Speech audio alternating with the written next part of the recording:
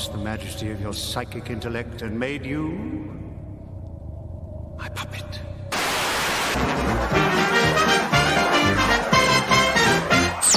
It's a bullseye! And here's your host, Jim Bowen!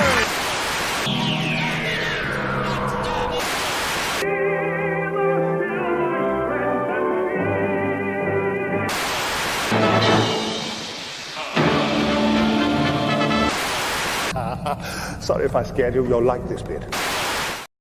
Yes, indeed. Yes, indeed. And I do hope you all like this bit. This bit is here. Why is this bit here? By mistake, right? One second. Okay, good.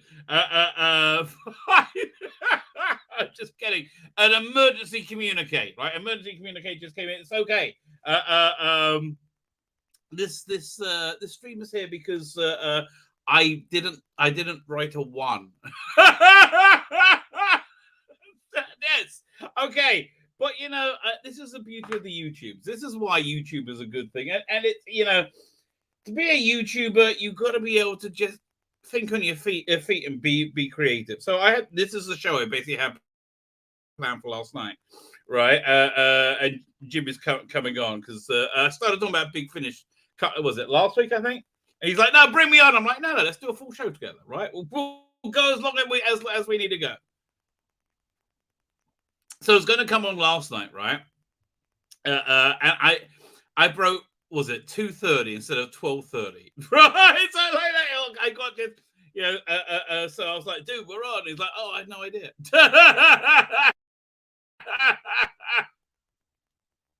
So anyway, he's on now, right? But he's not here. So I was like, oh yeah, is everything okay? Yes, he just contacted me on the twats. Everything accordingly. Everything is good. 1 second. I do like my evening coffee. I kind of like the sound of these streams. I think as we're getting a couple of weeks out from Christmas, I'm gonna have to make some Christmas intros. It's I listen. I like the festive fare. I just do. I know it's somewhat inappropriate for a rabbi, but what the heart wants, what the heart wants. Said to justify terrible things. Oh my God, it's weird now that Woody Allen's clear pedophilia doesn't seem so bad in context of the rest of Hollywood. It seems somewhat wholesome, actually, in a weird way. I know the world has changed very, very quickly. If I would describe the world today, right? If I would describe it as a train, right? A train, and it's like it's running amok, right? I would have hit the stop train button by now, personally, right? I was like, no. I know. So why am I thinking about this? I'll tell you exactly why I'm thinking about this. I'm thinking about Big Finish. And this stream is going to be very much about Big Finish. I like Big Finish, and I genuinely want to support Big Finish, right? I have to be honest as well. I think in recent years they've taken a misstep by misreading the audience and probably a dent in sales, right? I think that they may say the dent in sales is for completely other reasons, right? Everybody looks into it, their own biases, right? I mean, I know there's a feeling that, and it's probably true, that the fifth set of something doesn't sell as much as the first set of something, right? Okay, I get that. But if I point you to the Dave Bradley Adventures, the fifth set was garbage and the first set was great, right? It's like, I'm sorry this has got to be the way, right? You've got to always make it worth buying, right? There's got to be some kind of concept that I want from this, right? That it's like, and they're the things that sell. And the things I think that are falling by the wayside are the concepts that fundamentally irritate me, bore me, irritate me. Seem irritated. Irritate me, seems stale, or don't have a concept, right? That's basically the thing. Like a lot of things, just they don't have a good unifying concept for the box sets, right? I noticed this with the Ninth Doctor series because they had the one with Liv and Tanya in it, right? And the reason I won't get stuff with Liv and Tanya in it's not because no, I don't want to see trans people. No, right? It's not like that at all. It's their storyline is predicated on a belief that a normal state for humanity is to be both gender and sexually fluid, right? That's what it's like. That series was predicated on. So I'm like, no, I'm out. I'm tapping out. So because I didn't get one, they brought her into the Ninth Doctor range, right? The Liv and Tanya, which is I'm like, yeah, no, I'm not getting it, right? I'm just not getting it. Somebody shared with me the release, and I didn't want to listen to the Liv and Tanya one. But I said, okay, I'll listen to their signature bit in it, the Sea Devils. If it's good enough, I'll bite the bullet and buy it, right? I'm a completist, right? So I listened to it, and it wasn't good enough. I didn't finish listening to the story, right? It was too generic. It was generic Sea Devil. And that's the thing. I think that range is very much coasting on it being the Ninth Doctor. Their first one was incredible. The Ravagers, right? Had a full set, right? You had that larger story, individual stories in a larger story, and it very much worked, right? And the recent ones, they've just been like forgettable stories, but you're buying it because you haven't listened to enough Ninth Doctor, right? I mean, I think because I stopped on one because I stopped being a completist. So I'm like, well, let me think this through, right? I had to reevaluate the Ninth Doctor range. And as I look what's coming out, I know it's bland, right? It's bland. They've had a couple of very good releases, right? Hasn't been managed very well. Like the Cybermen stuff they did was very, very good. They had 3 Cybermen stories that were excellent. Okay, I would say 3 Cyberman stories over the first season that were excellent, and the rest of them were okay. Is good enough for me, right? And plus, this was it Ravagers, Scav, whatever that first one was called, right? That's good enough. But since then, boy, it's just the writings. It seems stale or timid. It doesn't seem to have a voice. It doesn't seem to have power to it, right? They're all filler episodes, right? And that you can't do that when you're charging, right? To a great extent, even Dalek Empire, not Dalek Empire, Dalek Universe was too many filler episodes, right? You in the commercial landscape we live in, I don't think you've got the ability to do filler episodes, right? Which I think is the problem. Now, I think 2022 had many very, very, very successful relaunches as well, which so I think it's good not to live in one's own bubble, but find somebody who probably thinks exactly alike as you and who's going to talk with you and then confirm your biases. Maybe, I don't know. Maybe we're going to violently disagree. Okay, I have, I guess, I think it's the 3rd time we've been on the channel. There was a big fear. This is how stupid social media is and how powerful it is. There was a big controversy, right? And I can't remember what it was, right? It's like, I don't know, right? I just can't remember. It doesn't matter, right? It didn't matter. Hey, he just came on for a chat. So anyway, he said he wanted to come on and talk about Big Finish. May I introduce you? The one, the only, direct from the West Coast. The West Coast, so it's very early for him. Jimmy Quirk, how are you, sir? Dude, I haven't slept at all. Oh, I'm so sorry. I'm running off of none. I don't know if I'd be awake, so I just stayed up.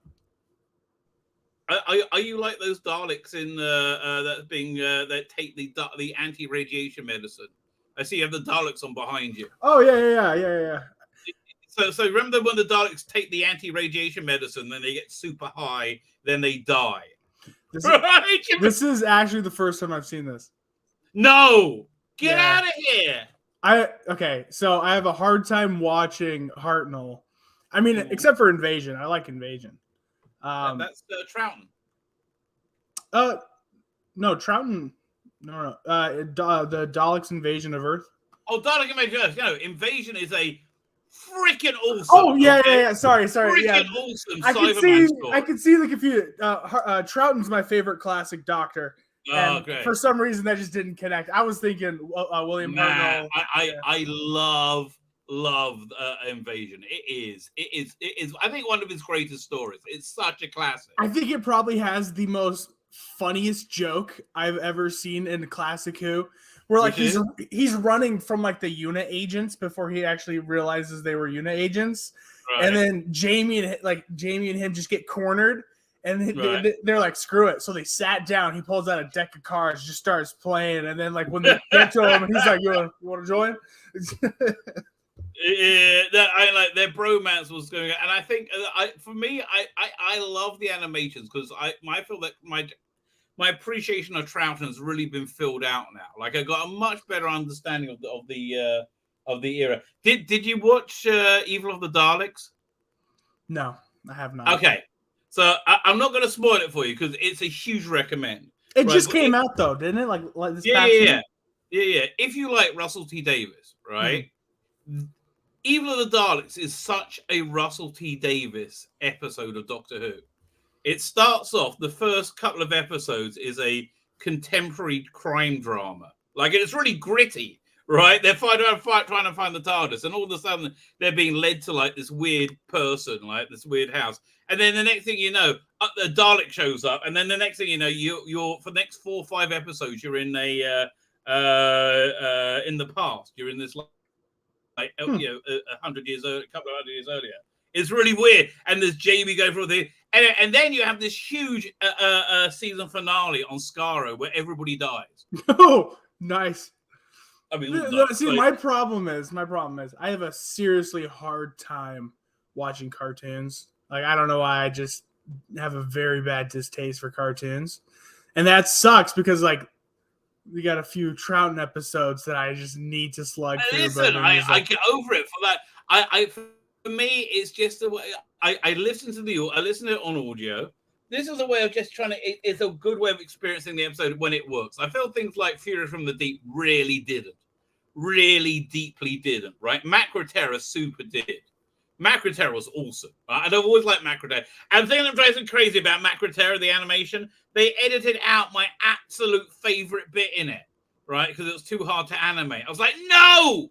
It's been a mystery what actually that bit was when the Doctor goes through this. I need to watch the Macroterror, but that makes me think of Gridlock with David Tennant, the Macra at the very bottom. Yeah.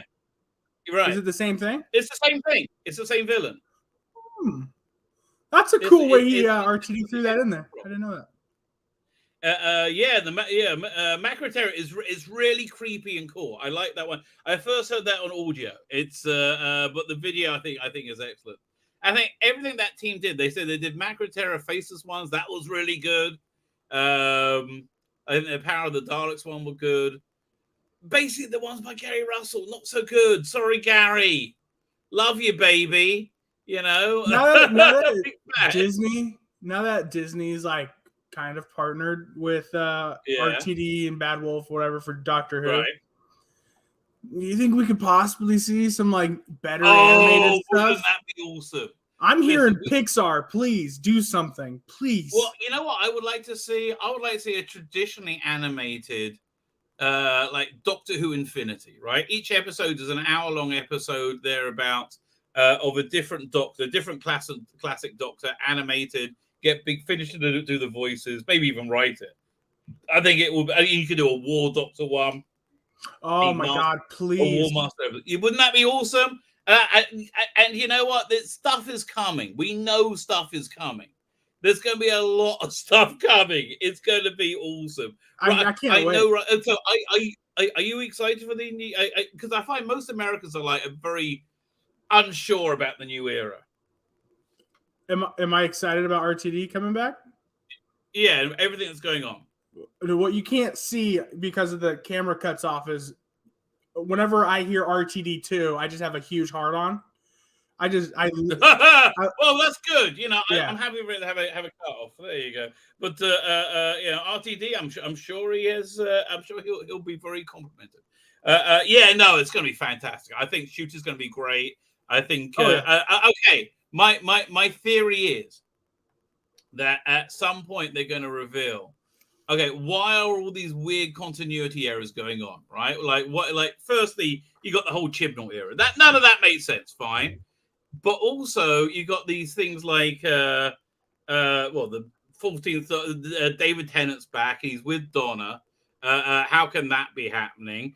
In the comic strip, the Doctor Who magazine comic strip, which is vetted by Russell T Davies, right? You don't get that here, so I can't read it.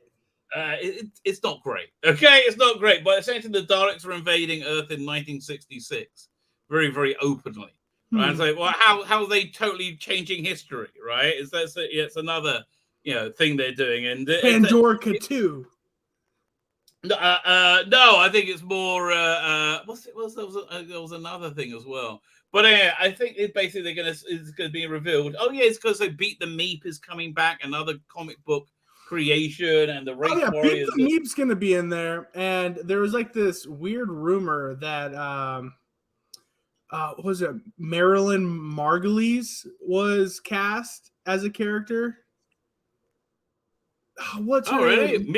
Miriam Margulies. Probably. I don't think it's a rumor. I think it was confirmed. Okay, well then if it's confirmed, I think it would be cool if she voiced Beep the Meep. Because she's old now. I don't think she's going to be running around. Yes, actually, you are. Okay, I'm speaking of somebody who can't stand, was it Miriam Margulies? For me, her only saving grace was being Nurse in Blackadder. Then I found out that wasn't even her. Right. So anyway, I can't stand her. I agree with you. I think she'll be very good at Meet the Beep. Right. Yeah. I think that. Hey, she was in Harry Potter. Good cast. Yeah, I still can't stand her. Right. Yeah. Not a fan. Not a fan.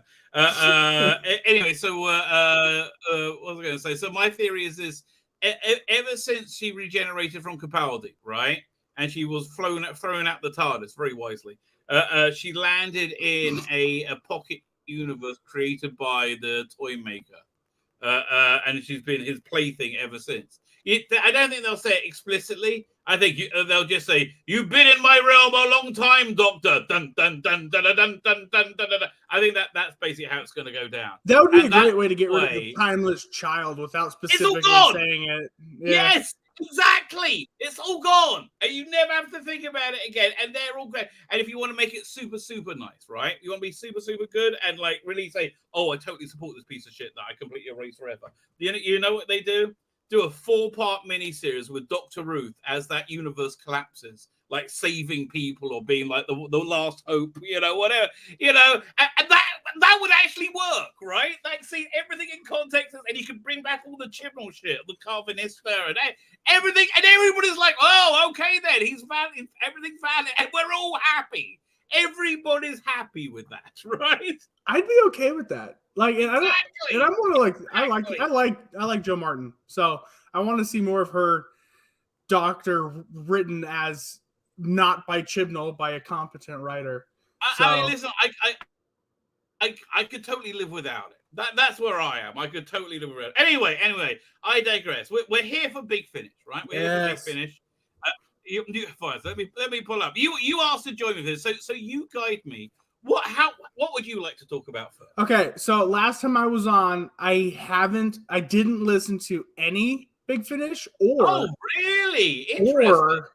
Or I only listened to the War Doctor Begins. Right. That's the only one I think that's the farthest. So I'm pretty much way further along now. And let me go to my list of everything I own real quick. Big Finish is so weird. Give me 1 second. Yeah. Okay. My dream for Big Finish is this: they get bought by Bad Wolf. Bad Wolf renegotiates the contract so they become a streaming service. $2.99 a month. They'll probably have 50,000 just on their catalog alone. They'll have 50,000 subscribers. What do you mean? Let's say they had the whole Big Finish catalog was a streaming service for $2.99 a month, plus they had ongoing new material they're making. Yeah. They'll have 50,000 subscribers, wouldn't they? I think they would. How many people listen to Big Finish? Not enough, but a lot of people. True. But okay, this is what you need. You need Bad Wolf. You need like a. Was it? It used to be in the 80s. It was called a blue chip company, like a blue chip campaign, like a full campaign launching a Bad Wolf audio streaming service. Something to like. I think Audible isn't very good. I think Audible could be taken down, right? And I think this is something that could really. It's a niche market, right? But it's lots of interesting stuff. You've got the best thing Audible has going on right now is Sandman. That is tremendous. Exactly. Audible, when it tries to be good, it tries to be like Big Finish. Just with the catalog they've got, I think it'll be very marketable. Plus, okay, so then you got Bad Wolf with the Sony money behind it. That gives it a real. They can make it an international thing, right? An international launch, and they could maybe even negotiate the rights of the BBC material, like all those radio plays, Hitchhiker's Guide to the Galaxy, and things like that as well. With that income, right, that you get ongoing content being created, and everyone's put Nick Briggs in charge of it, right? Dude, and you're not even thinking about the thing that's right in front of you. Mm-hmm. They do Doctor Who stuff with Big Finish. I mean, with Bad Wolf. Okay, right. Bad Wolf is now working with Disney. Disney has every property ever. Exactly. So we can get a Star Wars audios from them. We can get Avatar, which that'd be fun. Star Wars is so ripe for audios. The first trilogy were fantastic. The audios. Timothy Zahn. What? Timothy Zahn. Right. Was that a book on tape, or did they do audios of those? It was the book on tape. That was I listened to the first one on tape. Right. I can't remember the Dark Empire or something like that. But you're right. That's a huge market they've got, but the business model they got right now, I don't think it's working for them. Right. Yeah. Because they can't do streaming. So I don't think it's working for them. Yeah. I don't think they're making enough. And I think here's the thing. I was just saying in my intro, I think they took a misstep over the last couple of years, and now they're a little bit gun shy, and they're playing it safe, and they don't know really what to do, and they're a little bit flailing. Where they're succeeding very well, but there's a lot of places they're failing.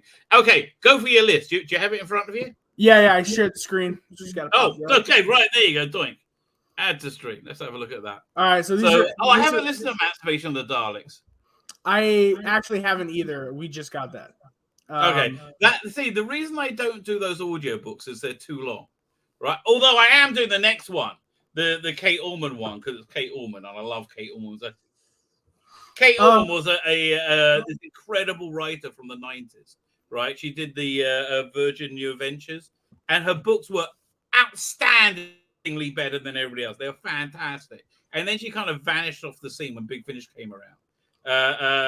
So I'm really happy she's doing one. But other than that, they're too bloody long. Oh, you're kidding me? They're like 8 discs long. You know what's really long is the 11th Doctor Chronicles with Jacob Dugman. Those felt way too long for the material. I'm out. Oh, that new one, Geronimo. No, I didn't listen. I listened to the first 2 or 3. They were good. The first one was good. The second one's a bit iffy. I don't know, man. Okay, so the one they did with Kazaran, whichever disc that one. Oh, that was good. Yeah, that wasn't bad at all. I think that was the best one they did overall. I thought it was okay. Look, he's a big talent, Jake Dubin. He's great. It's just the stories I think were just okay. That's Big Finish's biggest problem right now. But I see you've got a good one there with the War Games, Beyond the War Games. Oh, freaking awesome! So good, isn't it? Okay, fine. Let me catch you up with this one. The bullet points of this that. After the War Games, the Doctor wakes up and he doesn't know what planet he's on, and he doesn't have a TARDIS, and he's played by not Patrick Troughton's son. Who's playing him? David. No, it's the other one. I can't remember his name. But it's a really interesting, different take on him. Right? It feels very authentic. Michael Troughton, right? Michael Troughton. Yeah, it feels very authentic. Oh, there's no video of it. I was going to say. I'll pull it up over here. And I think this could be one of my favorites, if not my favorite. This is a huge Ice Warriors. Yes, there was a great Ice Warrior story. You're right. I forgot about that. Here, I forgot about the Ice Warrior story. You're absolutely correct, and that was fantastic, right? So you got two four parters. This. How much are they selling this for now? $25. It's okay. It's a deal. It's a steal. It's a sale of the century. Get this before they put that price up, right? This is worth the $25. Okay, we are steering you well here, right? This is worth the $25. So you get two stories, right? So he wakes up, he's on a planet, he doesn't know what's going on, and he's in the aftermath of Evil of the Daleks, right? Which is War Games. No, it's Evil War Game. No, it's Evil of the Daleks. No, I thought they brought him to. This was right before he was going to regenerate, and they kind of paused it, and then that's when they sent him up. And so the planet he's on, I thought it was Skaro. I'm gonna have to re-listen to it. Because I don't think you probably haven't seen Evil of the Daleks. Evil of the Daleks is a big deal, right? Evil of the Daleks is essentially the end of the Daleks because Terry Nation was taking him off to America to be a thing, so they had to write out the Daleks. This is really what happened, right? And so they had this big thing at the end where there was a Dalek civil war. And you had these little toy Daleks. They were shown blowing each other up. As well, it was iconic, right? It's lost forever. What can you do? So there's a huge Dalek civil war. So that he's there in the aftermath. I'm just spoiled it for you, by the way. It's still worth buying, okay? It's still worth buying. You really didn't spoil it. You really didn't. I really didn't. Thank you. But it's in the aftermath of the Civil War when Skaro is basically destroyed. I think they have it on BritBox, don't they? Evil. If they do, yeah, watch it. If they do, absolutely watch it because that's the prequel to this. Okay. Right. This is and so he's haunted by that, like the extermination of the Daleks. Okay. And this somewhat defines him, right? So he turns out another great thing about this set is it feels like it was made in 1970, right? He's got that. It feels like they have pretty dang close. Patrick Troughton in color. What? Pretty dang close. It really is, and they really absolutely pull this one. The thing off, is, right? I was hesitant about it because Troughton's my favorite classic Doctor. I was like, are they going to get it right? They have to get it right. Otherwise, I'm going to be like an avid hater for it. You know what? That's where Nick Briggs his name is so important, right? Everything he has been attached to has been golden. Everything his name is not attached to has, in my estimation, flopped. The only one that his name wasn't attached to that was excellent, and I think there was more luck than judgment, was the Peter Davison thing, 40. And that was saved by having a very, very, very good Alton 6-parter at the end of it, which was it was so good. I haven't listened to it. It made all the other episodes better. Haven't listened to it. Now I'm iffy on Nick Briggs because I liked what he did. Okay, so his name was behind the 9th Doctor coming back. And so I was like, yeah, cool. But he's basically moved away from that now. You can tell when he moves away. It loses the second box set, he was still attached to it, right? Right. Yeah, I didn't like the second box set. Which was the second one? The first one was really his baby. But yeah, let's have a look. What's the second? First one's good. The second one was like the one with like the ghosts that aren't really ghosts. That's when they became bland. Right? Yeah. That first box set is the only. This one, A Response to All Calls.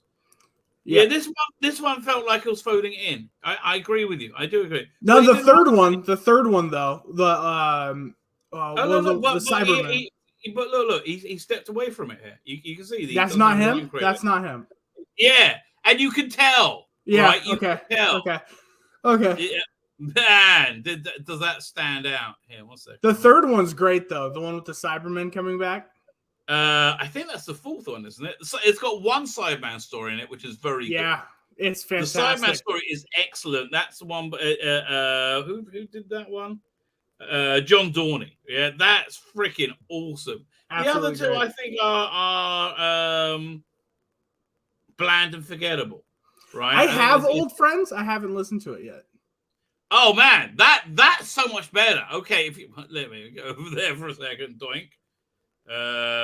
Old Friends. This is so much better. This Cyberman 2-parter is excellent, right? And it's got one fluff on it as well. See, if they put that Cyberman, that Metropolis Cyberman as the first one here, this would have been one of the best box sets ever. But they didn't. But yeah, this is such a great Cyberman 2-parter, and it feels so much like the Ninth Doctor, right? It really, really genuinely works. Good. I'm excited about that. The only problem is it's probably about 4 box set. No, that's 1, 2, 3, about 6 box sets away from me listening to it. Yeah, I hear it.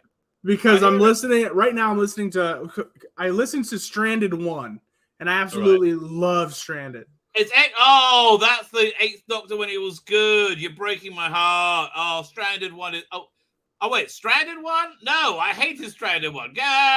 No. I'm loving Stranded. So I was like, well, I'm gonna go back and listen to Ravenous because apparently it's a prequel. That made me stop listening to it. I thought you were talking about Black Eyes, Dark Eyes. Black Eyes is a very pervy Dennis Potter miniseries with Gina Bellman in it, quite often very, very naked. Like very, very 18 years old and very naked. She was actually, I think she was at my school, Gina Bellman. Have you ever seen that? I've seen your Twitter feed where I was looking at. You would love Dennis Potter. Have you ever seen Dennis Potter? I've never heard of him. Oh my god! I'm going to share some shit with you that you are going to love. Awesome. Get ready to not sleep some more. Dennis Potter is awesome. Okay, Dennis Potter is like, imagine Doctor Who, but not sci-fi. Okay, that's essentially what it is. Imagine Robert Holmes being as weird and interesting as he is without it being Doctor Who. So kind of like Dirk Gently a little bit. No, it's weird. Like, okay, so my favorite one was in the 80s, was The Singing Detective, which is about an author who's got this disgusting skin disease that like means he can't move and he's covered in these cysts. It's disgusting, right? And he's in a national health hospital, so that's kind of grim. He's in a ward with people, and so you float around who all these people are. But you do see his story, and at the same time he's hallucinating that he's a character in this story, that is Pulp Fiction novel that he wrote when he was younger and as well. But that Pulp Fiction novel itself, you have another story of him as a child. The Pulp Fiction novel is you see the underpinnings of his self-loathing and neurosis and everything that's going on within him within that novel. That was generated when he was a child, right? What's it called? The Singing Detective. Okay. It's and so it keeps like going into like these fantasies where everybody's on the ward is in doing these song and dance numbers every week. But it's a very clever commentary on life. And then he did Lipstick. Was that the other one he did? Pennies from Heaven was the other big one. Brimstone That's a and song, Trees right? was good. Yeah, they're all songs, but Pennies from Heaven had Bob Hoskins in it, and they're all very like, how would I say, sexually disturbed? Is a fair description. Okay. I mean, they're all very graphically sexual. I mean, like very, very graphic. And this was on the 70s. This is BBC in the 70s and the 80s, where it's like, no, it's art. Well, we will splash cum on the screen if we have to. This is the BBC. It's there's nothing we don't do. And this was the BBC when it was good. Man, You don't know the BBC when it was good, fucking awesome. Oh my God, it's such a tragedy, right? The BBC. Anyway, let's get back to Big Finish. Yeah, okay. Did you listen to this Unbound Doctor Who Yes, War Genesis? Freaking awesome. Okay. I loved it. I hate the Sixth Doctor. I can't listen to him. I can't watch him. Oh, that's a shame. I can give you this shit was good. This shit was good. Right. When he wasn't playing the Doctor, I agree with it. He was playing the Doctor a bit in one, but didn't he kill himself at the beginning of the first episode? Yeah. That's so cool. Yeah. And later on, we kind of got to see it again as well. It was so let me fill you in. Oh, listener at home. That one was my favorite bit in Doctor Who of all time is Tom Baker holding the two strands together, saying, "Do I have the right?" Genesis, yeah. So in that one, he touches. In this one, he says, "Yeah, okay, I'll do it." Boom, blows them up and starts a time war. And he regenerates it, which causes a regeneration.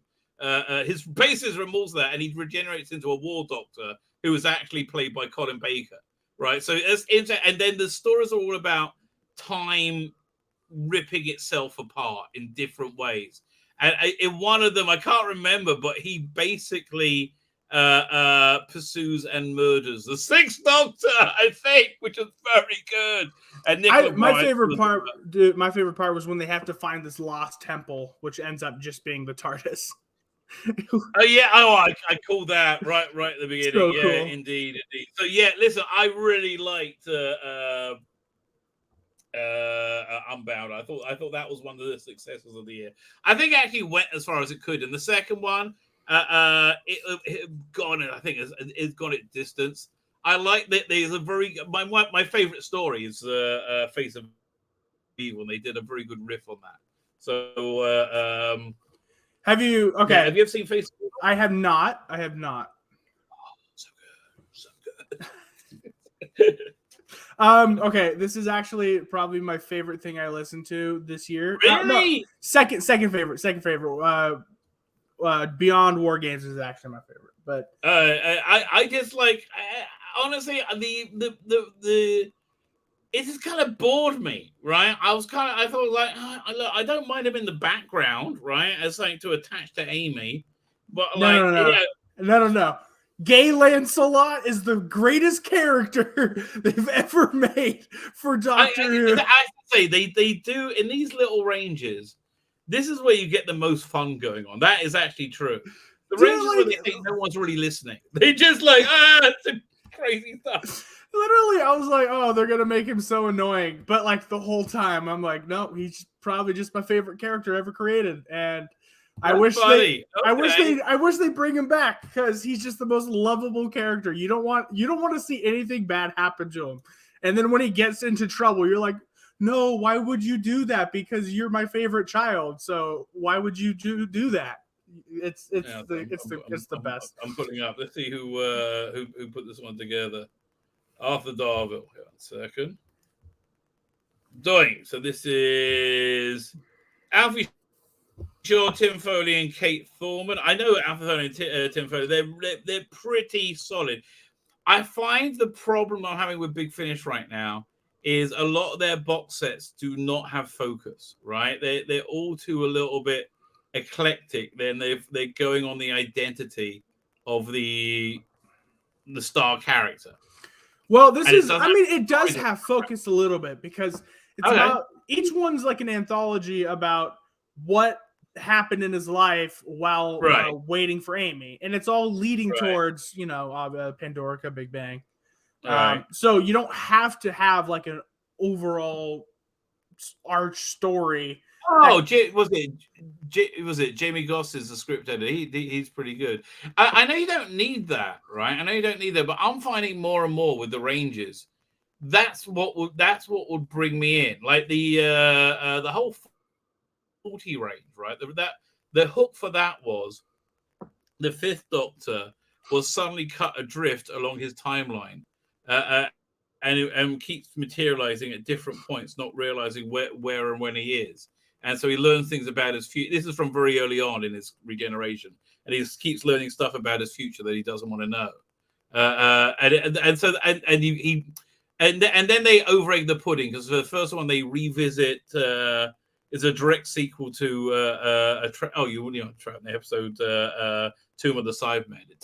It starts off on the spaceship, on that rocket ship, and it's not great, right? But it's mediocre, but it's okay. And the next one is an Ice Warrior one, which is again okay. But then the autumn one in the second box set, which is the whole box set, that redeems everything because that's just very, very strong. Okay. What was so that? Again, so this is I was going to say, so this is James Goss running. So you like this? It had this is again. He's in Camelot, so I guess that's got. Again, this particular box set. I mean, even the first one, I know it's not going to be everyone's cup of tea, but for me, it just kind of hit the right spots. But you know what? I just saw it. They're all based in Camelot. This has a theme. All right, fine. I just find the character boring, but okay. I mean, you should like Gay Lancelot. I'm not. Listen, being if I heard it, I'm sure I hyperbolic. would. Okay, but the trouble is, like, I find most good things at Big Finish are under $10. Here, let me find something, for example. Oh, then you're just talking about like the one-off stories or something. I don't know. I mean, there's a lot. I mean, there's a lot of very good things. Okay, I'll give you an example. Companion Chronicles. Go back, and there's these are ridiculously expensive. Are you kidding me? That is crazy. These are not worth. These should be $2.99. I cannot believe these are $10. That is crazy. Okay, $3.67. That's right. Right, $4. That's reasonable, right? So that takes you up to here. You know what's surprising? You got great stuff here. For under I believe for under like $5, you can get Colditz. Oh, that's excellent. Yeah, the main range is great. We recently listened to it for the Doctor Who podcast I'm on. And that's by the way, that's the first David Tennant Big Finish he's done with Doctor Who. And he was in Colditz. I forgot he was in Colditz. I always think of Medicinal Purposes. Well, he was Mad Jamie, I think, in that one. That's the is that the animated one? No. That's another Big Finish. It's another Big Finish. Okay. Yeah, I didn't know he was in that. So, and by the way, I think Colditz is fantastic. I have a hard time listening to the 6th and 7th Doctor. I just have a really hard time with it. Did you hear the rest of the Klein stuff then? No. Oh, Klein comes back from Colditz. You know, no. I did hear about that. I did hear about that, and I do want to listen to it. Yeah. And they're generally speaking excellent. Those ones. Good. Well, okay. I want to see more about her alternate universe. I do want to see that. It's very cool. But here, there's I just point things out. They did like these little groups of 3, like Cold Equations, the Perpetual Bond. I think there was another one, was it? And there's if the third one's $10, I'll say wait till the price goes down. Frankly, but and the first wave. You need to start making a list of just stuff I need to listen to, and then just send it to me. Time they had a great Leela's here trilogy. It was Time Vampire. Which was the other one? And again, this is all under $10, and it's all better. Oh man, the Sarah Kingdom stuff is great as well. Oh man. You just like the older stuff, man. You just like the older stuff. It's just high quality. Empathy Games, that's the one. It is genuinely high quality, and it's cheaper. I don't know what to tell you. More hits than misses. Anyway, let's go back to your list.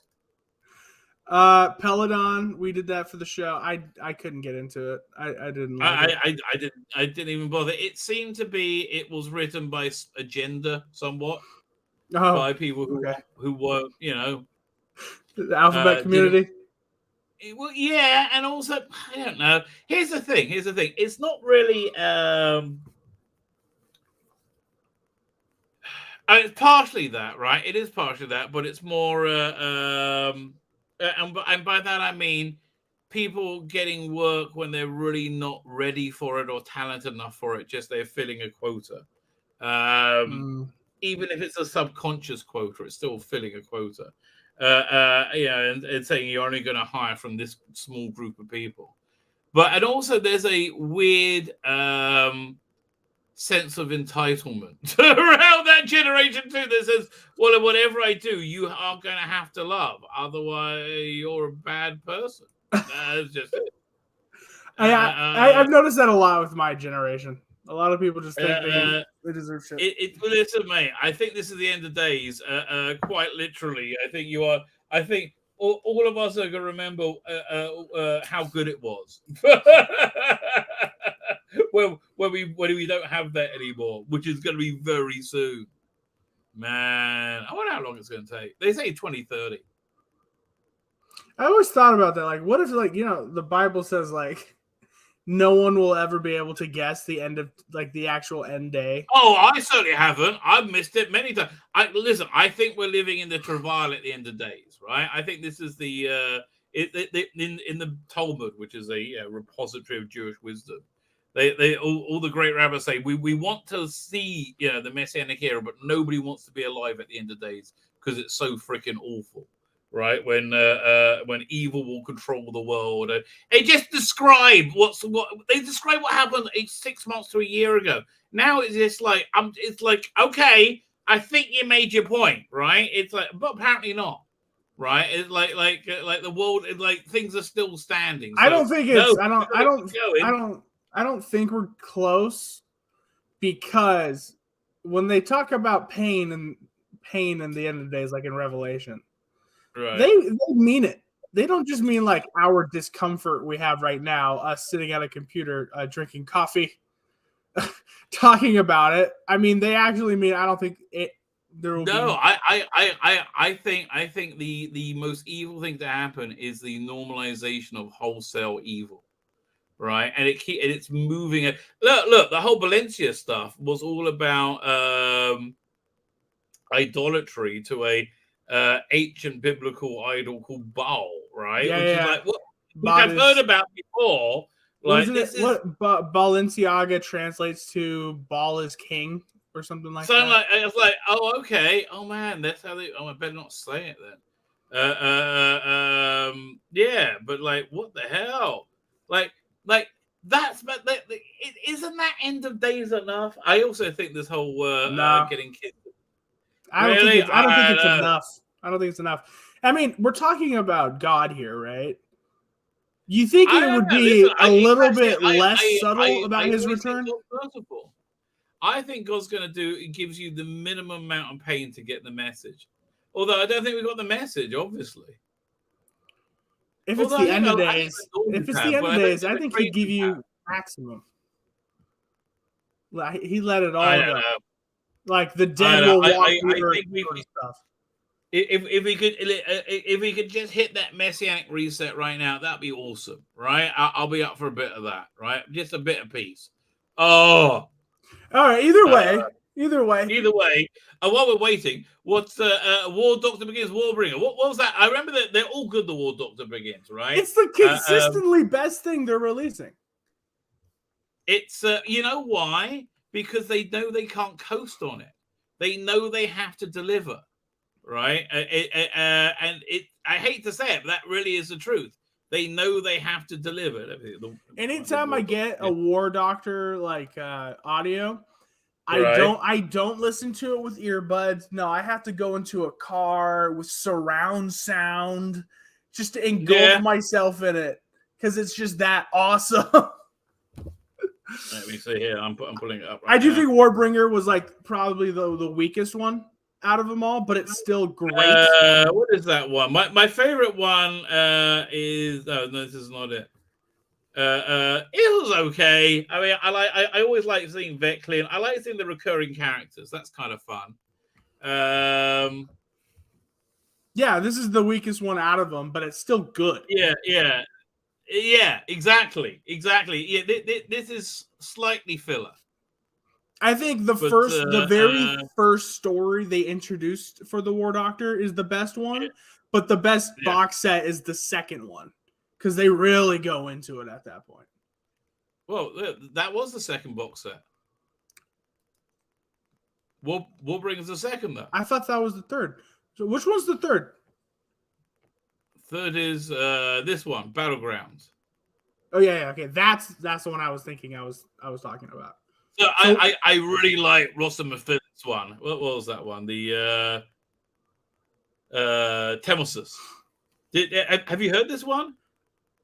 Oh, if I own it, then yes. Let me look at it real quick.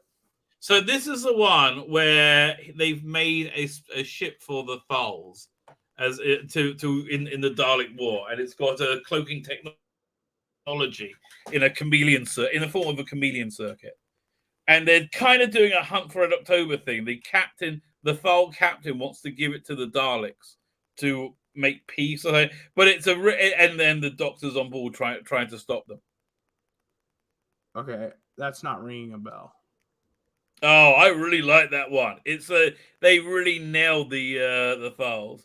Keeper of the Light. What's that? You know, I probably just have to listen to it because I think I've listened to 3 box sets.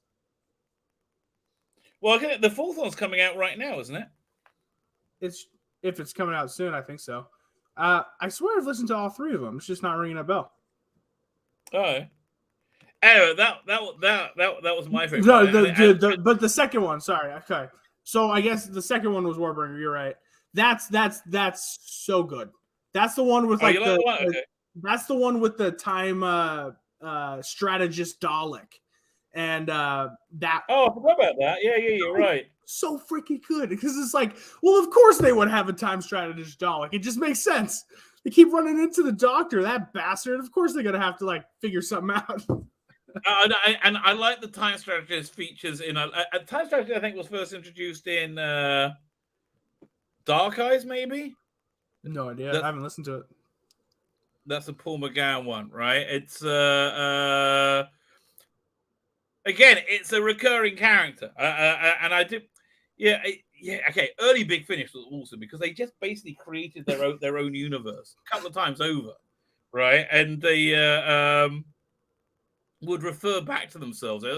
It had a real, it had a very different feel then. I think things are a little bit more. Yeah, you can feel the tension in the times, right, and the lack of it back then. There was definitely more creative, especially when Doctor Who was off the air. There was definitely more creative freedom. But anyway, this one, War Doctor, I think it was an excellent experiment. I think it worked very well. Yeah. Oh man, I'm just sorry. I'm looking through all my stuff right now. What's your favorite? What's your favorite Big Finish of all time? Yeah. Blimey, that's a good question. I don't know. I'd have to have a bunch. I'd have like a top 10. I think maybe. Spare Parts is up there. There's Chimes of Midnight. Oh, you like that one? I thought it was just okay. Oh yeah, I listen to it. I listen to all the Christmassy ones. That makes sense. Oh man, yeah. No, I'm a big fan of the Christmas, right? Did you listen? What would you say? What? I was gonna say, what would you say is like their biggest success this year? Beyond War Games or Trial of the Valyard? Trial of the Valyard was this year? I believe so. Old. No way. That had to have come out this year. That Trial of Valyard, I heard that 10 years ago. No way. They probably just made it available.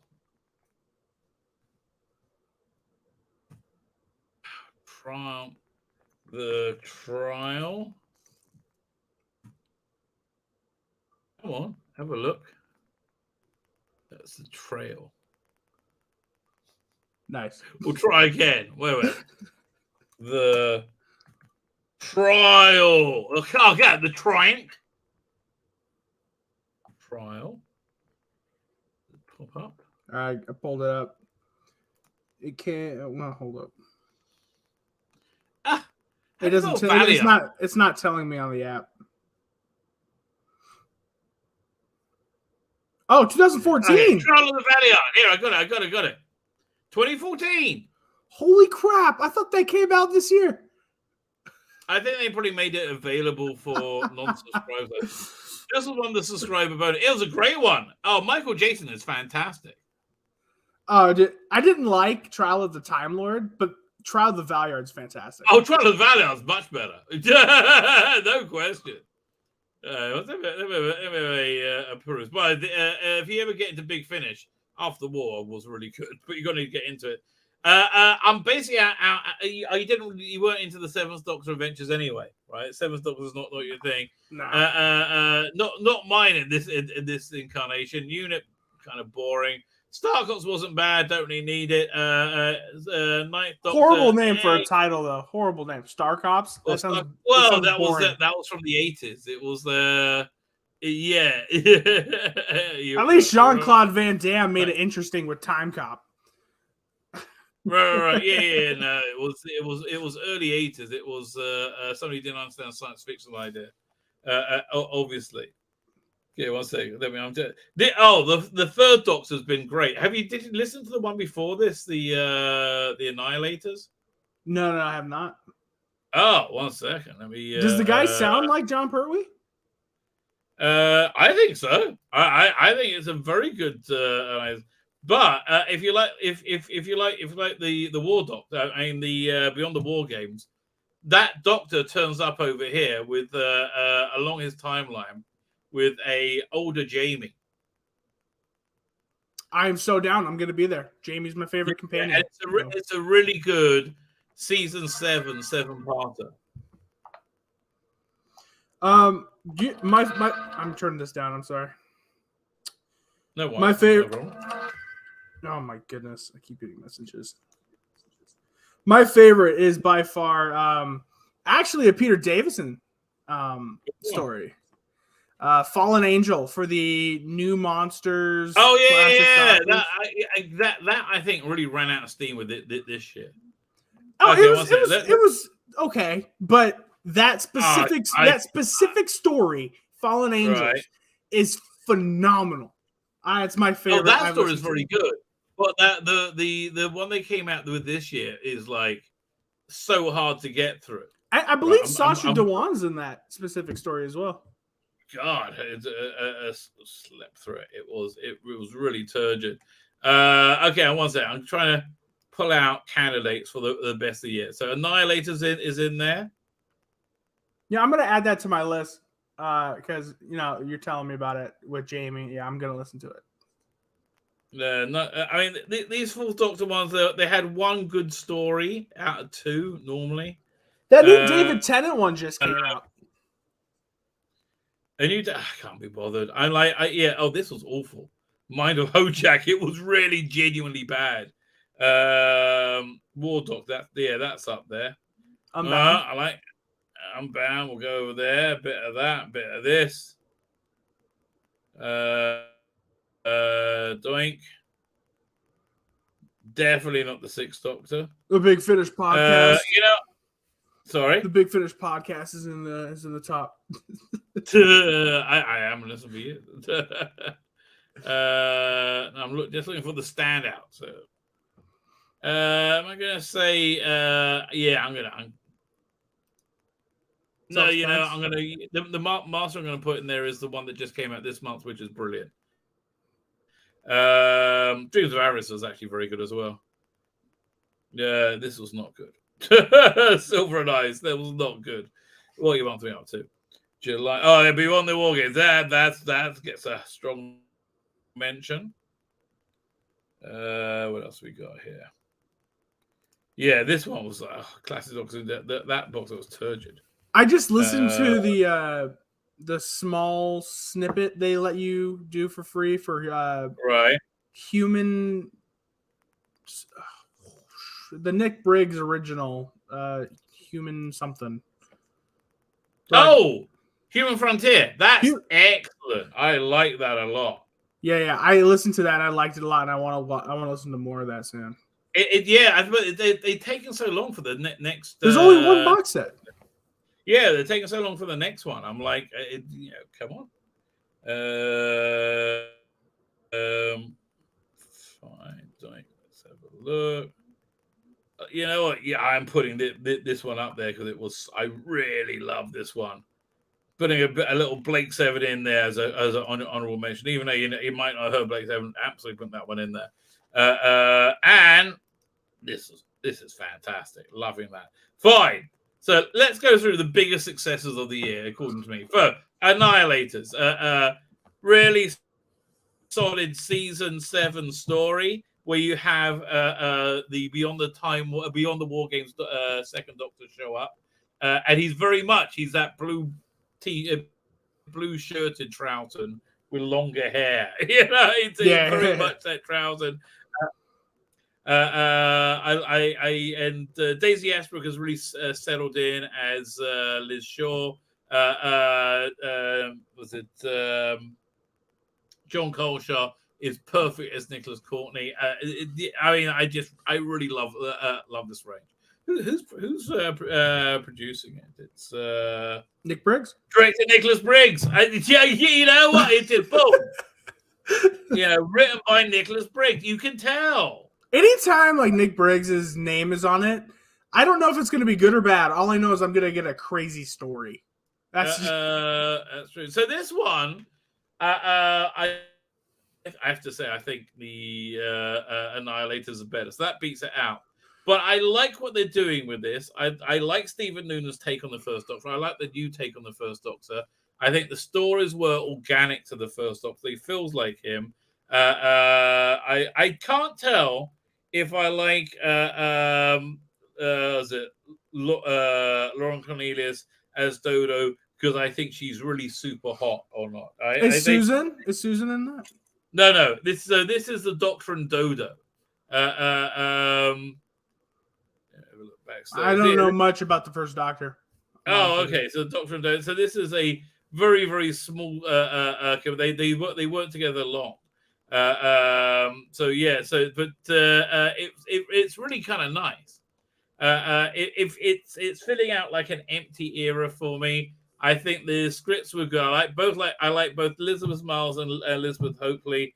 I like Stephen Noonan. He reached out to me. Was a gentleman. So I liked it, but I think the Annihilators was better. But I think this is a Doctor that deserves to live. Yeah, we need more of this. Yeah, I think Steven also reached out to my co-host. He's great. He was really. I hope this. I hope his good marketing pays off, right? And with success. I really hope it does because I just genuinely like this. I'm looking forward to the next one. So that was fun. This one we've spoken about as well. That's probably top 3, top 4. Yeah. So which is better? We look at it's between this and this. Okay, I'm gonna say this is in its own category, right? I think this is its own. How so? Because it's so different, right? This is like a bottle universe. It's so the feel of this is different. This isn't like but you're categorizing. You're categorizing what was the best released this year. It could be any universe. I hear what you're saying. I do hear what you're saying. You gotta put it up there though, because like even though it is kind of like the Unbound universe, it's still a Doctor Who story though. Like but you know what? I want to have this as an extra one. All right, I want to have this and another one. Fair enough. But I honestly I did love this one. They're so weird, these stories, right? It's again, I think it's run its course, but it was a really good idea, right? I really like this idea. This has not run its course. Oh, okay. This is. I need more. Yeah. This. I'm sorry. Look, I have to tell you, Unbound, I love you, but this beats you out, right? Yep. This beats you out. You beat out the Annihilators, and the Annihilators was awesome. Right? Okay. Yeah, and this has Nick Briggs all over it. I mean, you can. You know what's gonna suck is when Nick Briggs isn't on the second box set and it's just a very mid. Oh, you make me scared. I mean, but it's the way things happen, isn't it? Yeah. Who is on the second box set? Let's have a look. Did it even have like it announced yet? It's July next year with. It's kind of far off.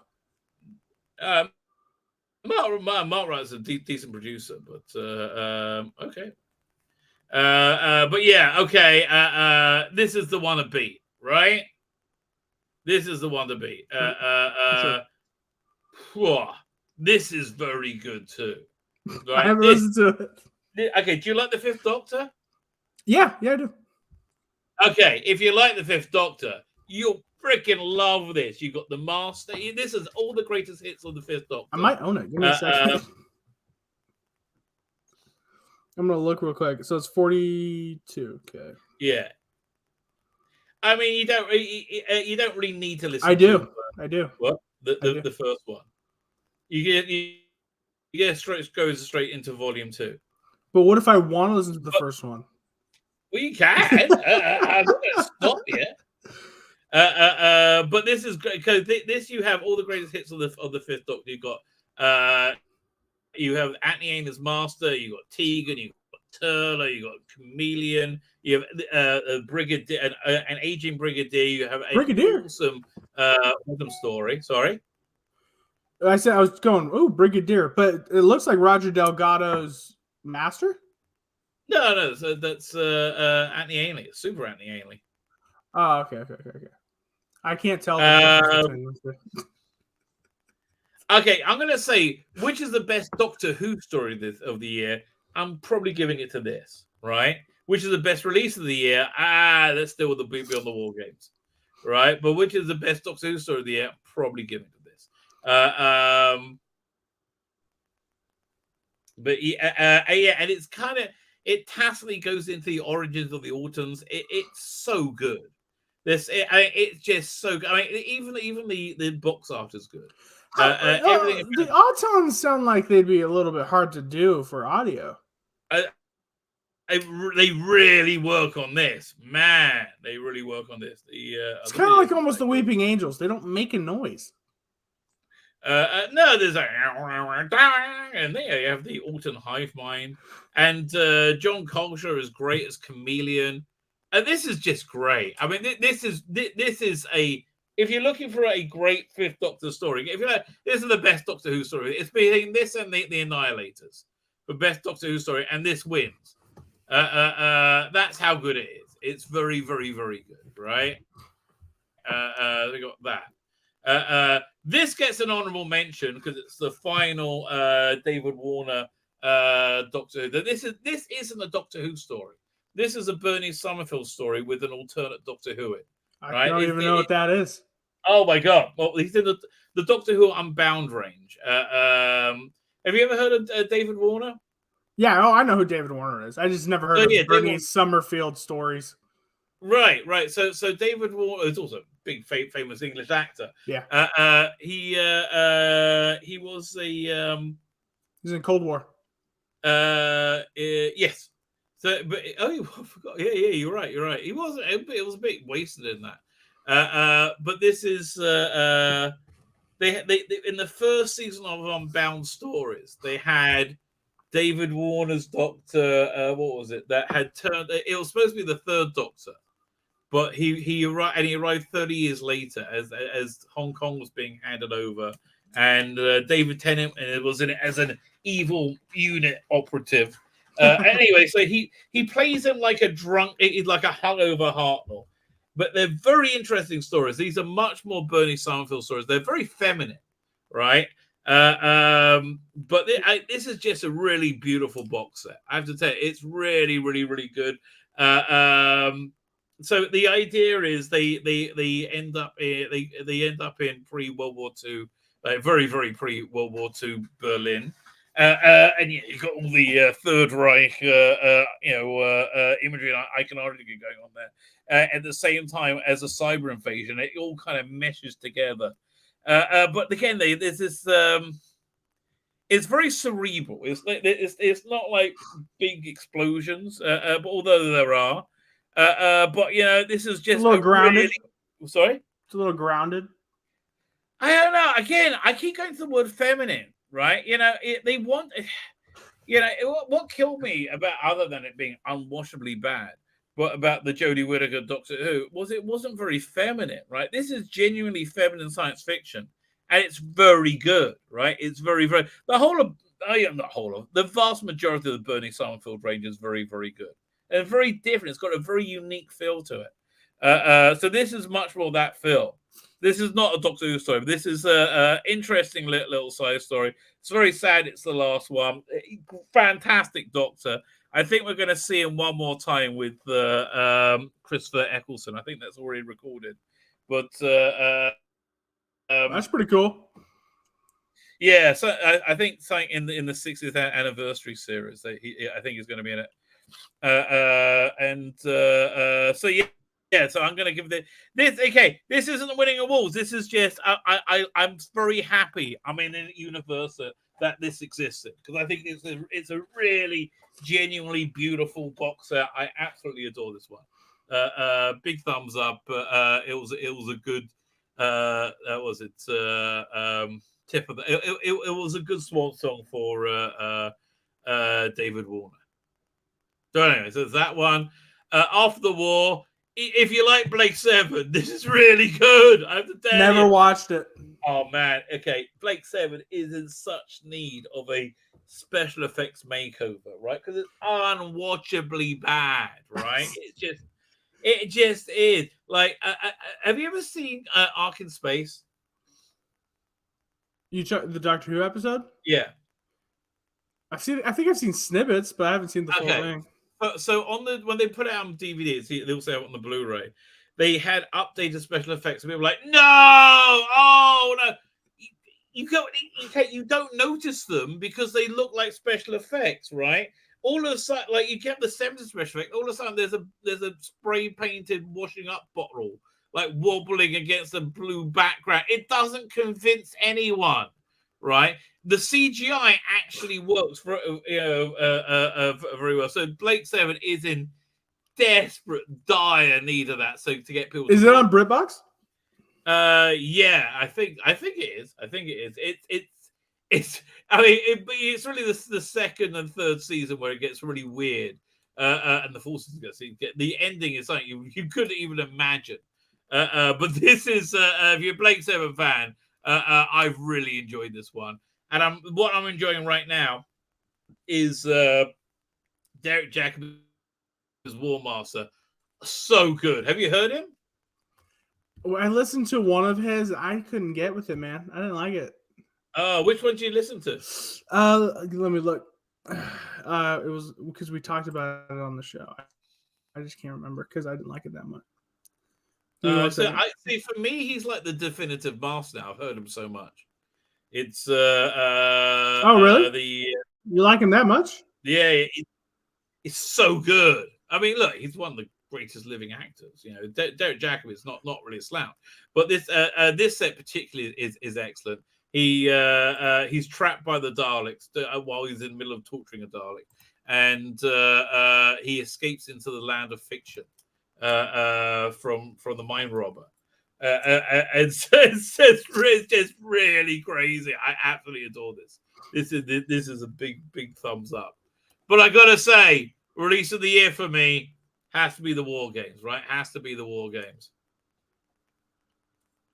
Beyond the War Games. Yeah, that's my favorite for sure. That is for sure. Right. Has to be Beyond the War Games. So yeah, I think that's fair. I think that is. Look, we've had. All of these ones are definitely strong releases. The Annihilators, I like the Outlaws. I think it's very good. Doctor of War, and thank God this awful logo is going. Beyond the War Games, 40 Volume 2. Okay. Yeah, sorry. I can't remember the name of it because I can't find it here. But it's one where he wakes up and he's on like a spaceship. They don't know who he is. And like he kind of like twists some of them into killing themselves. That sounds like the War Master. I think it was like. It sounds like Masterful though that he's on a spaceship. Could it be Masterful? Yeah. Can I see the cover of it? I mean, that would make the whole difference. What was it? It was a different one. It was the one with all the masters. No, just War Master. So which one was that one? I don't remember. Wasn't Master of Callus? Wasn't it? It might have had the 7th Doctor in it. No, 10th Doctor. No, he hasn't been in one.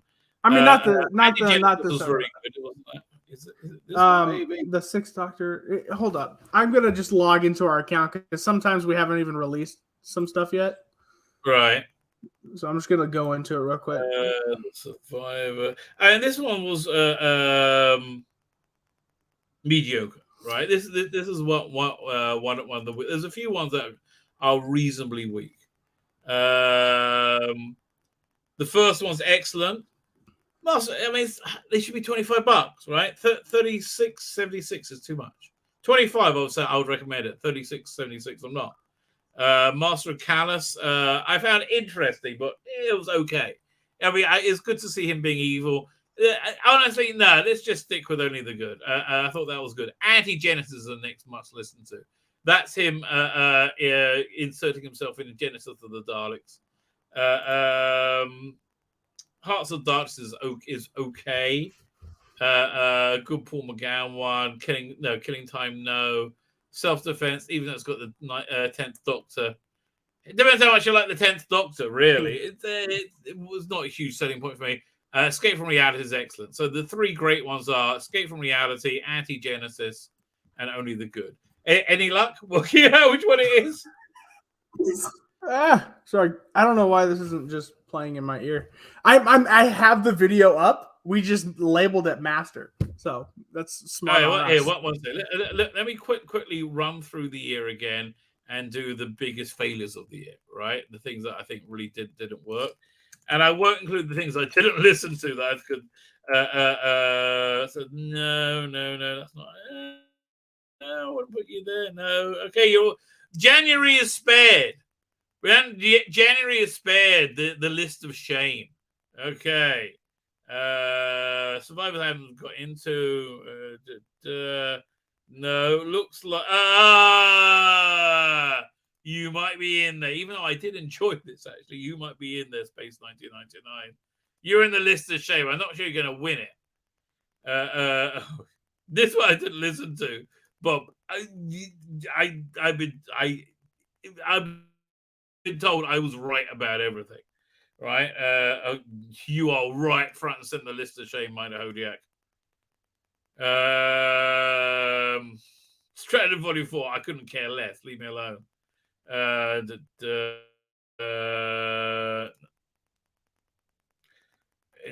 Yes, you totally are in the list of shame because you've chased me from a range. Robots, I just don't know how they're still making it. That just confuses me. List of shame. No, okay. Oh, you're close, Silver and Ice. Yeah, you get an honorable mention, I'm afraid. Honorable mention in the list of shame. What else we got here? Classic Doctor's New Monsters nearly does. It bored me to bloody tears. Volume 3. Oh my god. Volume 1 and 2 wasn't bad, right? But Volume 3. Oh. Is this the one I didn't get? No, I got that one. No. Doink. Who else is on there? List of shame. Shame. But this release for $30 is good. The Unbound collection, 1 to 8, very, very good. What else they got here? Geronimo. I didn't listen to you, but I think you probably are on the list of shame, but I didn't listen. So you're lucky. You're lucky you were too shameful. Oh, you are on the list of shame over there. As are you. Oh, another one on the list of shame. Shame. Yes. List of shame. Anybody else? There's too many of them on the list of shame. Okay. Fine. This one is the least offensive one. It's a thinly veiled Brexit analogy. Listen, we all know what you think about Brexit, mate. Okay, we understand you think it's a bad idea. Trying to make your point by disingenuously putting a ridiculous fantasy version of your disease view of reality on screen, out there, and make me pay for it was a little bit annoying. However, it was still quite good. Other than that, right? 8th of March was cringe-tastic. I didn't listen to it. Somebody else did, and they said I was right about every prediction. It was women being stunning and brave.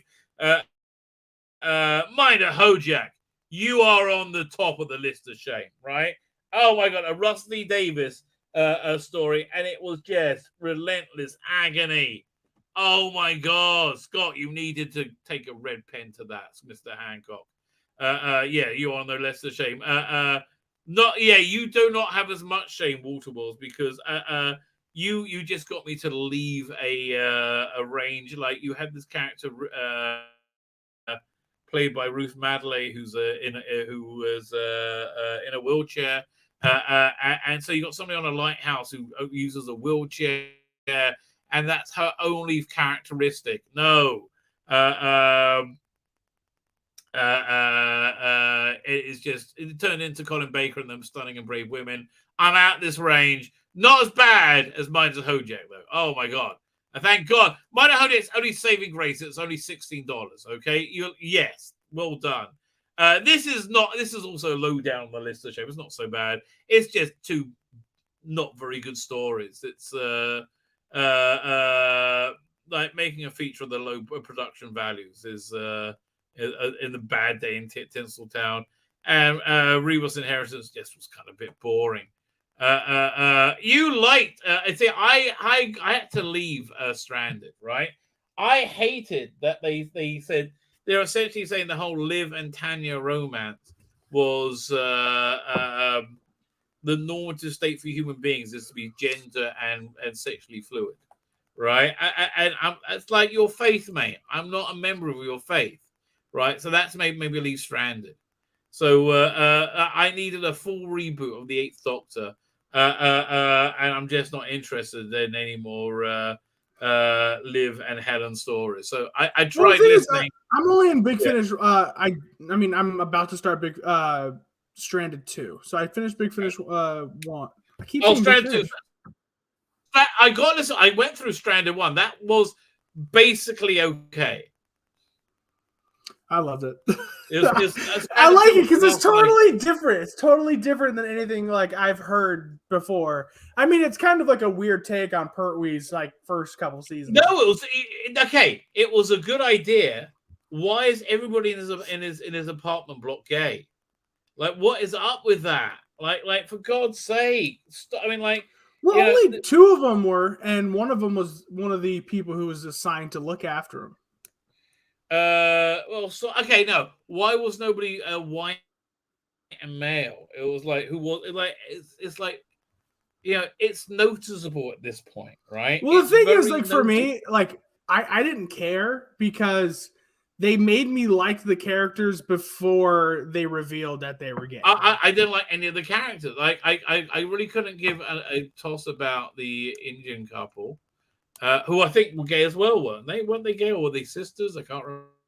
I think they were sisters. They had the those are the neighbors, right? Those are the neighbors. I can't remember. I just remember lots of gay people being gay or being not white and being abused because they're not whiteness in this fantasy world of a fascist Britain, which we don't live in, right? Because they're all insane about Brexit.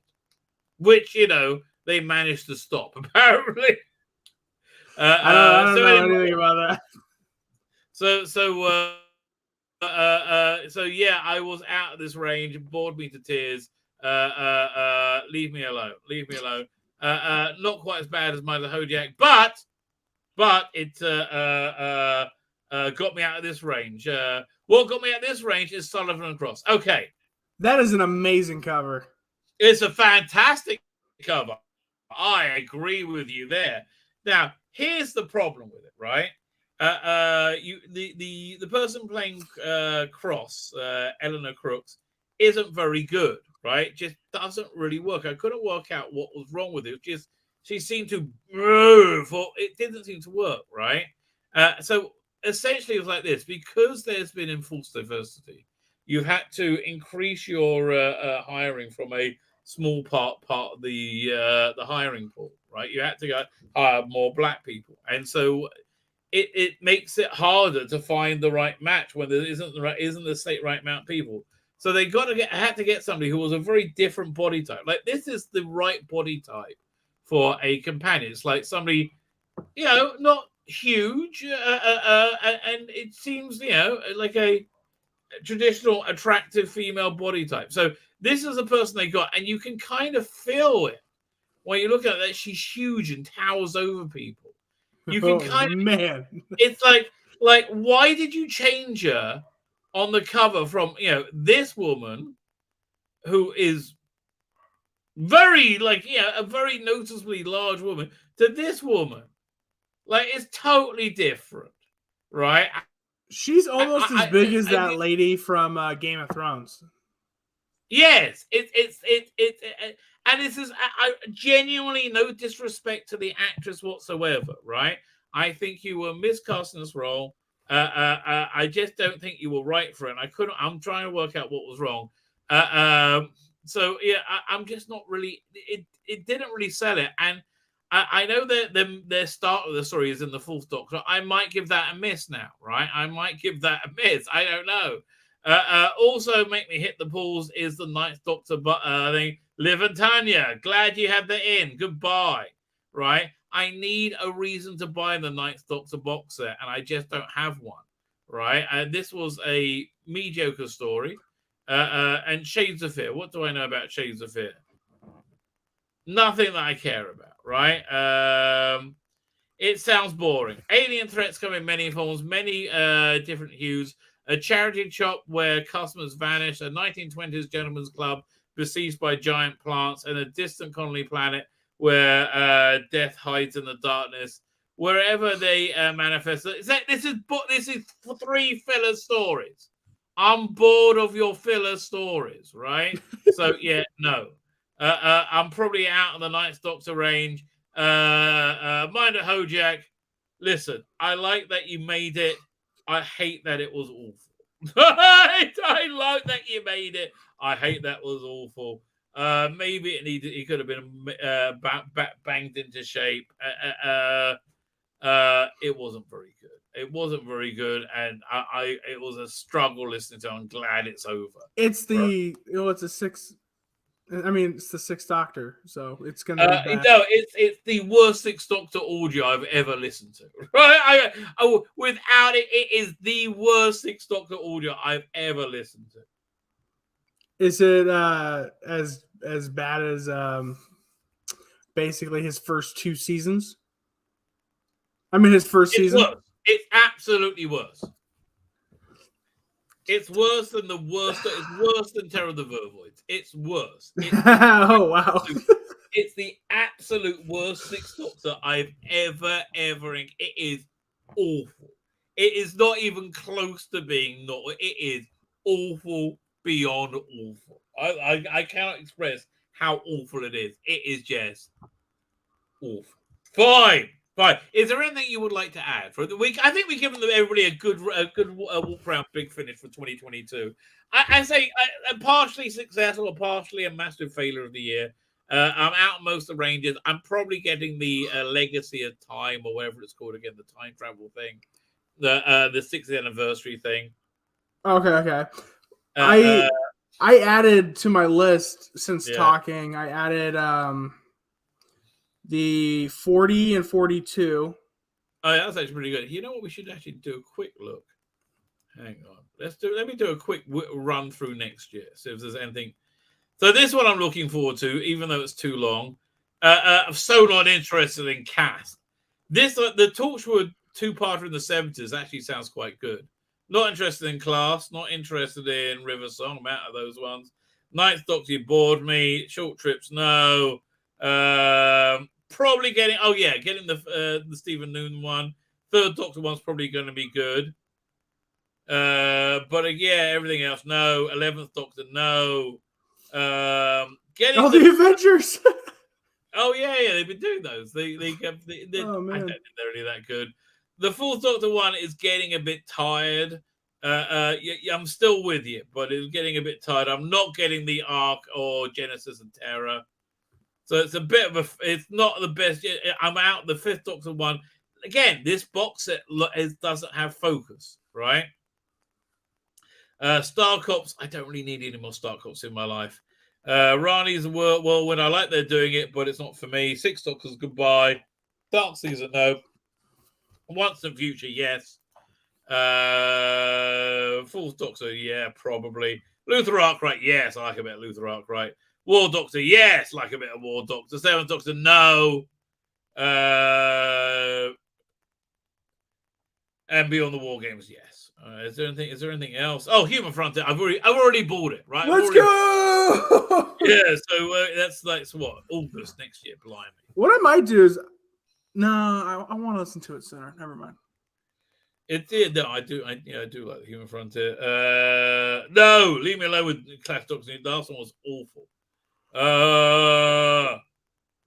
And Eighth Doctor almost certainly not. Okay, what are we up to? So listen, I'm having a cheaper year next year, which I'm kind of happy about. Right, I'm kind of happy about. Fine, of course, no, you're forgetting the economy. The 8-part story. I put that one in. Okay, yeah. I put that one in. Right. The so I'm having a cheaper year next year on the good note. Fine. So with that, I have to tell you, my wife came home today. And she wanted to make soup. So I'm very happy. She made 2 soups. She made a cheddar broccoli soup. Now, I haven't been in the mood for that. Sometimes that's good. Yeah, I bet it's going to be good. But what I have been in the mood for is a tomato rice soup. So she made a tomato rice soup from scratch, right? It's been bubbling away, percolating through this entire podcast.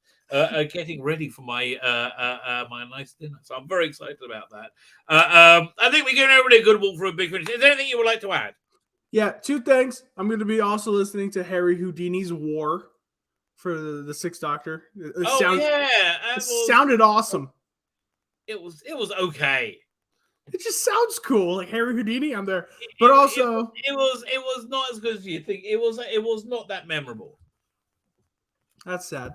But it's a Sixth Doctor, so I'm not expecting much. Yes, exactly. I hear what you're saying. And the second, check out my Doctor Who podcast. I'm so sorry. Oh, wait, 1 second. Oh my God, I should have plugged everything when you came on. Oh, this is why I'm so deeply unprofessional. Your links are in the. Okay, I'll put new beginning on this. Your links are in the description.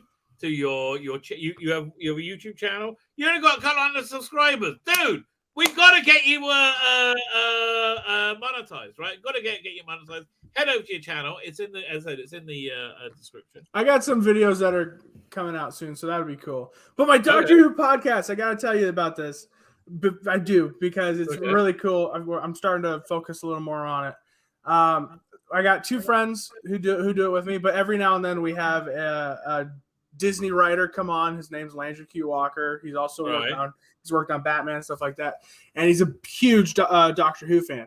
So sometimes we get to hear some behind the scenes stuff of like what would really happen if decision making. So that's cool. And we also have like a small comic book company owner, Animated Concepts. He comes on. So very cool. Okay, yeah. Do you have a link to it? Madman with the Box. I don't think I have a link right now pulled up. Okay, this is what I'm gonna find it. I'm gonna put it in the I'm gonna find it. Oh, here, are you putting it up? I will find it. Yeah, I'm about to in 1 second. The video is on all the podcast platforms. It's on Apple Podcasts, for example. Just YouTube. We're just doing YouTube because it's also kind of like a yeah. dude, send me. We do. We have. All right, I'm almost there. I'm almost there. Oh, I thought it was up. Give me Already. one second. Look at that! Look at that! There's a good looking thumbnail going on right there.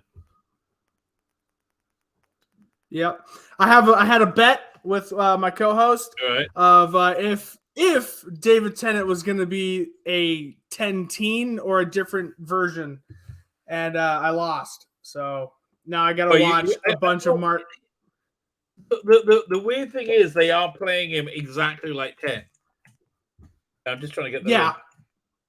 Is it at Madman with a box or at Madman with a box? There we go. And we had a video. I've only done one. What's that? Madman with a Madmen. 1 second. Madmen with a box. Let's try that. Doink. There you go. Let me put it in the chat. So I've only made one video for the channel, and I just got to point this out because they keep saying I need to make more videos, but like, why? I'm living off of this one. Just so you know, if we go to videos and then go to popular, my video's at 32K. Okay. Well, that's pretty good. And the close. Yeah, and then the second closest one's at 1K. So I'm just saying. They're telling me I need to make more, but I'm like, hey, I'm still in the lead. So you want to get your next 32K?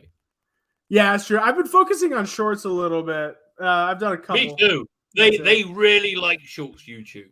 They really like. Hey, listen, 1 second. I'm going to give. We can do a world exclusive. Let's have a look at my next short coming up. That hasn't even. I haven't even put on. Where is it? It's. 1 second. I haven't even made this one live yet. Video file, that's what I was looking. Video file, short. Okay, this one actually is going out. Did this one go out? That one actually went out tomorrow. It's already. Okay, this one's actually going out tomorrow. This is a real exclusive, right? Ooh. You get to hear me talk for a second.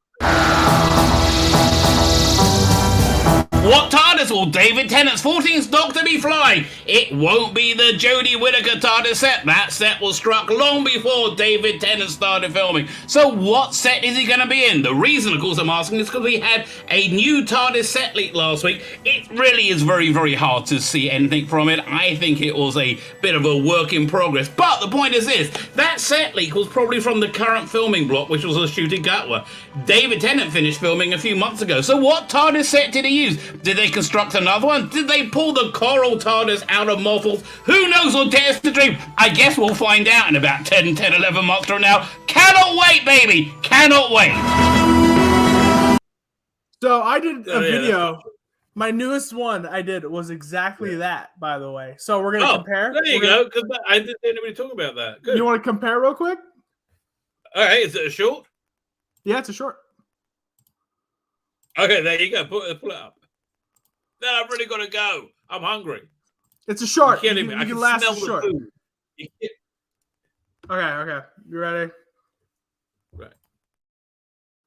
A new era tunes a new TARDIS, and that was just leaked to Reddit. The post has since been deleted. It was a video of a set being constructed and a CGI picture of what it's supposed to look like. It seems like they're going for a modern take on the first Doctor interior. And of course with the box. You can't be going through time and space without music. How do you feel about this design? Subscribe for up-to-date Doctor Who news.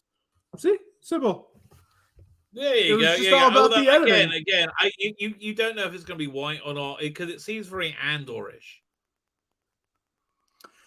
I think it would be cool. I mean, from just initial perspective, it looked like it could be the first Doctor, but they probably haven't painted it yet, or they're leaving it that way specifically to look like it's going to be white because the CGI photo said it was all white. So who knows? Okay, well, I guess we'll find it. Fine. Okay, with that, I'm hitting the end broadcast button. We are ending. Hit the end broadcast and hit it again.